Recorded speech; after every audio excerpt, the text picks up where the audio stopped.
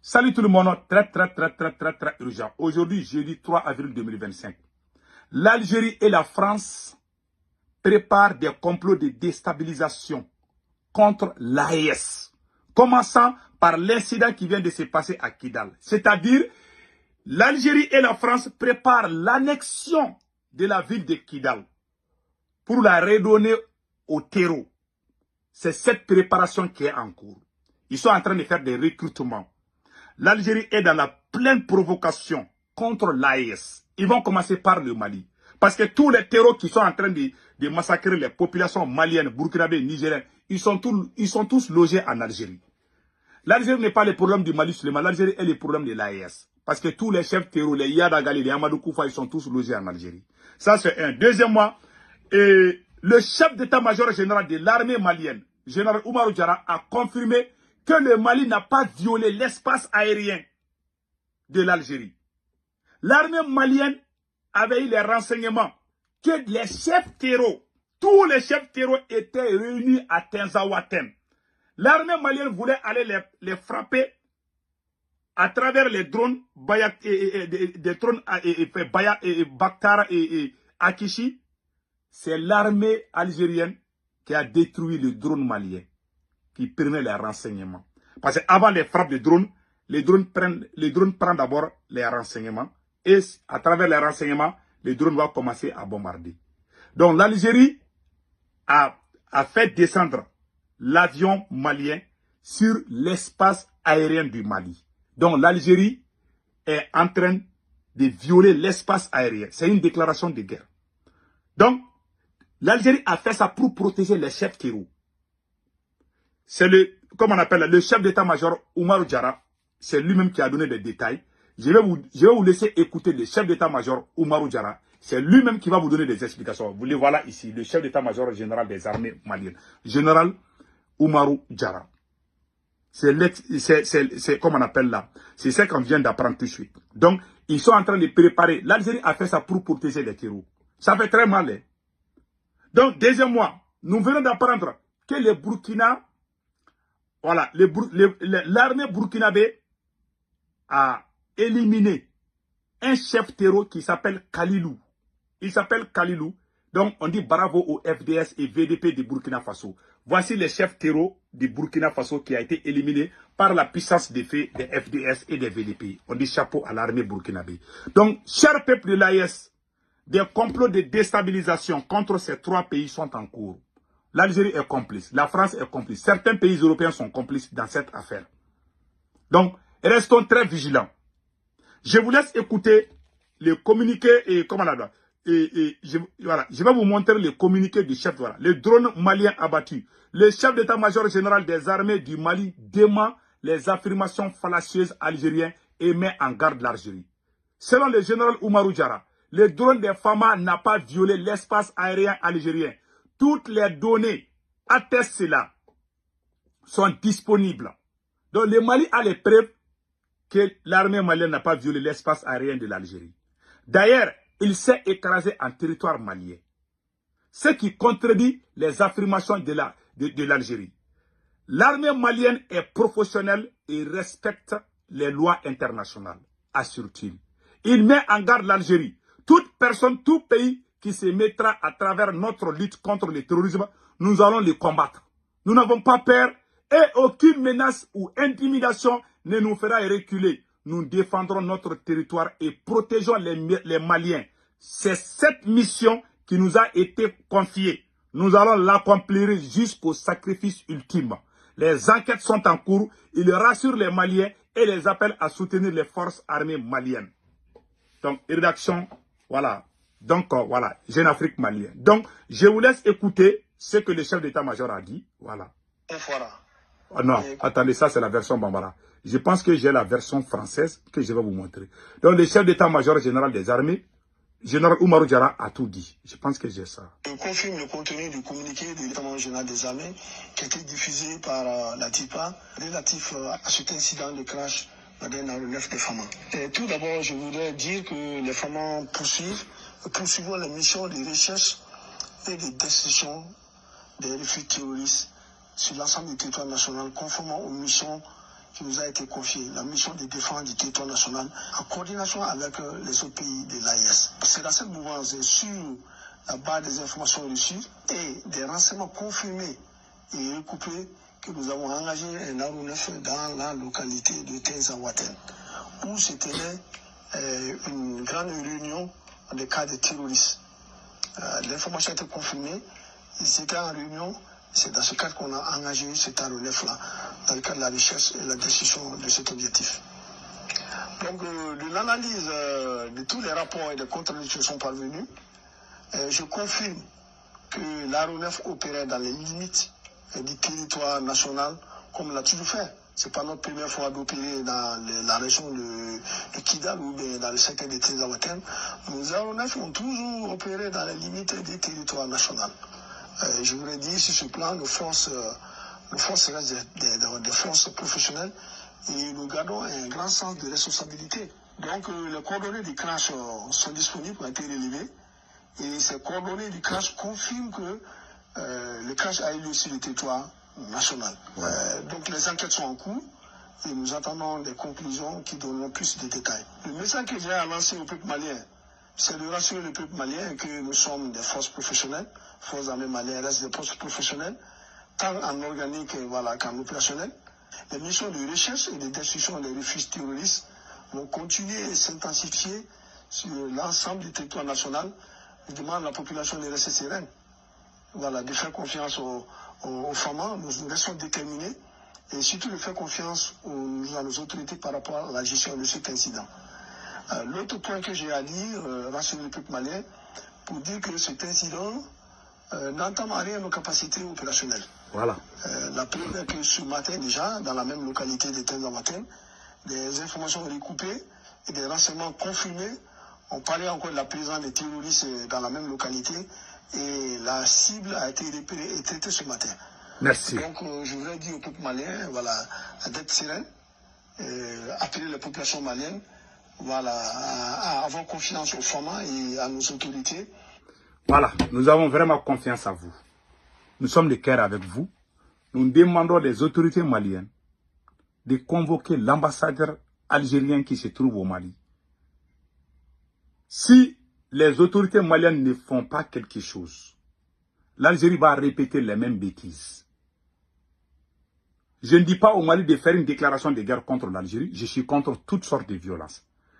Je suis contre qu'on s'attaque aussi aux citoyens algériens, ce qui n'est pas bon.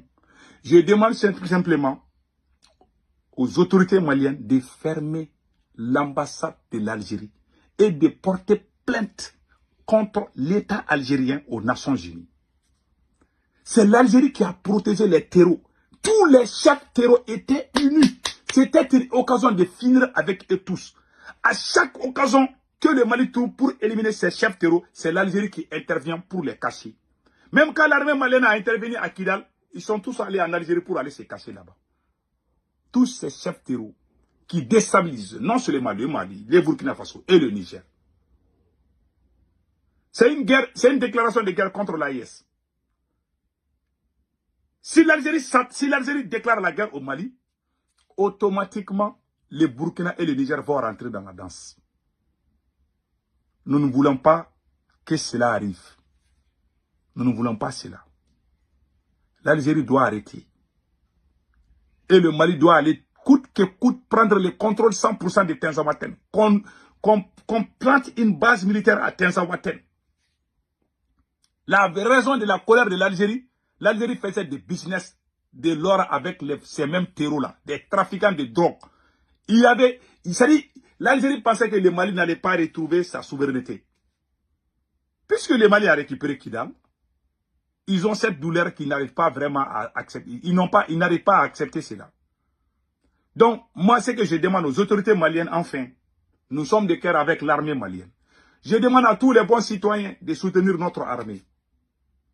Aujourd'hui, je suis en colère parce que mon pays, il y a quelqu'un qui s'est attaqué à mon pays. Et notre pays, le Mali n'est pas Assimi Goïta. Je vois des gens qui sont sur les réseaux, il y a certains individus qui sont sur les réseaux sociaux, qui sont contents parce que l'Algérie a abattu un drone malien. Ils disent, oui, vous pensez que c'est la guerre qui va mettre fin à la guerre des voyous.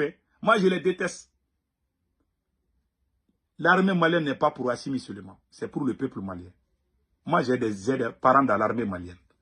Toute personne qui est contre l'armée malienne, moi, je ne t'aime pas. Ça, c'est clair. J'ai des neveux directs, des neveux de sang. Des neveux de sang, même non. J'ai ça dans l'armée malienne. J'ai des frères dans l'armée malienne. Moi, je ne peux pas détester l'armée malienne. Toute personne qui est contre l'armée malienne, moi, je suis contre toi aussi. Ça, c'est clair. J'ai des parents qui sont même au nord là-bas, qui sont au front, qui m'appellent souvent. Tonton, j'ai des neveux qui m'appellent, qui disent, oh tonton, on a besoin de votre bénédiction. J'ai pris pour toute l'armée malienne, au fond de mon cœur. Mais Assimi n'est pas l'armée malienne. Tu n'aimes pas Assimi, c'est ton problème. Dis ce que tu veux à Assimi Goïta, mais ne touche pas à l'armée malienne, s'il te plaît. S'il te plaît. Voilà. Assimi n'est pas l'armée malienne. Il porte tenue, il est en train de faire ses business là-bas avec ses maîtresses. Cela n'engage que lui. En tout cas, le conseil que moi je donne aussi aux autorités, il faut libérer tous les gens qui sont en prison. Tant que vous continuez à faire du mal au peuple malien, quelqu'un d'autre aussi va vous faire du mal. Aujourd'hui, vous êtes tous choqués par ce qui se passe au Mali. Dans notre culture, même un chef de famille, souvent quand tu es en train de planifier des projets, même moi, mon papa, souvent quand mon père veut aller chercher quelque chose, il nous appelle, il prépare la viande. Il sait que nous, on aime la viande de mouton. Il égorge un mouton, toute la famille est contente. Il faut rendre ta famille contente. Les gens qui sont dehors ne vont jamais, ils n'arriveront jamais à te terrasser. Il faut vraiment libérer les gens qui n'ont rien à voir avec les gens. Il y a des gens qui ont détourné des milliards, ils ne sont pas en prison. Certaines personnes ont dit que seulement, Assimi Goïta, je ne suis pas d'accord avec toi, et ils sont en prison. Combien d'années? L'injustice.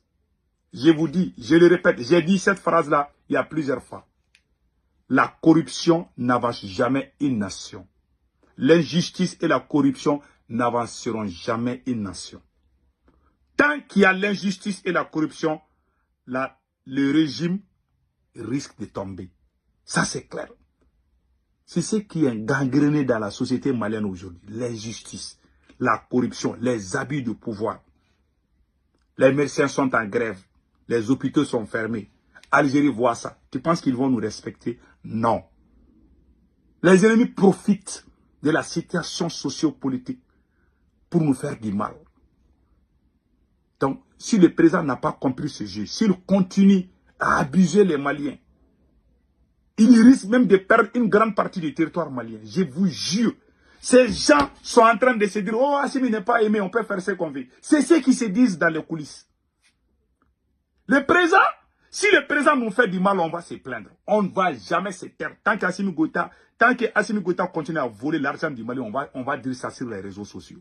On ne va jamais se taire dans ça. Même si on est en guerre là.